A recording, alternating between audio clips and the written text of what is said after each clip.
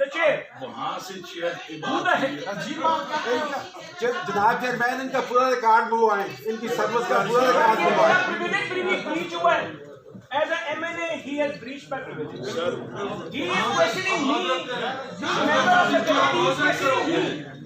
ये माजरत करता हूँ सबका ब्रीच हो गया ये सर सबका breach हुआ है क्या? मौजी बयान मौजी काल तब उठो सर walkout है. है walkout.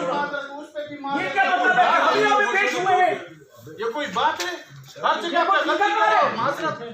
कि मैं यहाँ पे क्या पे पेश हुआ सर हूँ? मेरी बात तो सुनिए You should first of all know कि what are parliamentary norms. मैं बिल्कुल मैं उनसे बात कर रहा हूँ. मैं आप मुझसे गिरफ्तार कर रहे हैं. मैं नहीं कर मेरी आपको मजाक आपको पता है आपको इस वक्त गिरफ्तार किया जा सकता है. बिल्कुल किया जा सकता है मैं तो किसी जाहिर है आप मालिक हैं भाई मालिक कोई नहीं है. नहीं भाई मालिक आपका रवैया है, आपका सोच, आपकी उदार है. जो आपने उस खातून के बारे में बात की है, सर मेरी बात सुनो आपकी तो सोच का वहां से अंदाजा होता है. सर मेरी बात तो सुनो बड़ी बात है, इससे बड़ी बात है।